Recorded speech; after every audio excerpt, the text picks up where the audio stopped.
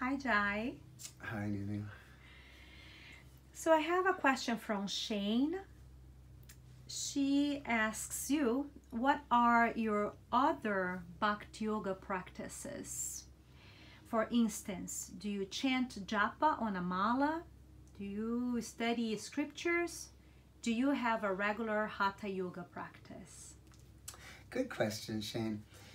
I was just talking with a friend the other day about spiritual life and spiritual practices, and we agreed and felt that that it was very important to acknowledge that our whole life needs to be our spiritual practice. It's not just like, okay, you're doing your chanting and then, or whatever, and then you got the rest of your life.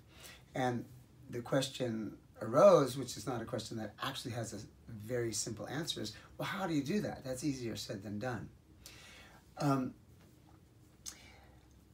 Myself, I would say that my family, my relationship to my family is primary in my Bhakti Yoga practice. To act and react from my heart rather than from all my mental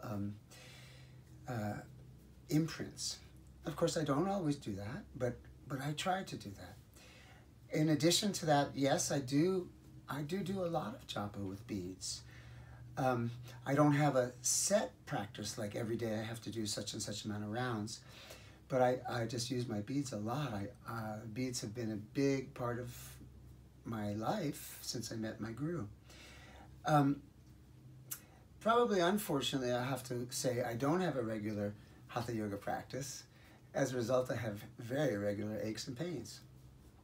I'm an avid reader, and I love to read mysteries and thrillers. But in between those books, I often will reread or read different versions of the Mahabharata or the Ramayana or Srimad Bhagavatam, you know, like super inspiring holy books.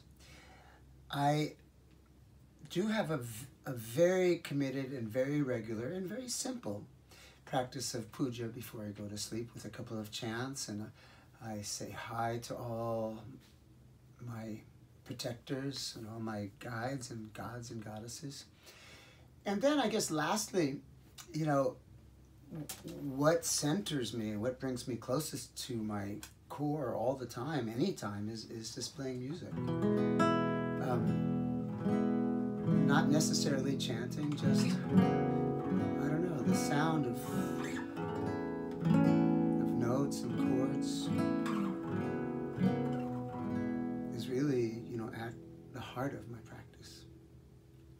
I do want to add one other thing, and that is that I encourage each person that I meet to find the practices that resonate with their own hearts. There's not like one, you know, like formula that works for everybody. It's just not like that, because each one of us is so unique and so special in our uniqueness and our unique relationship to the divine.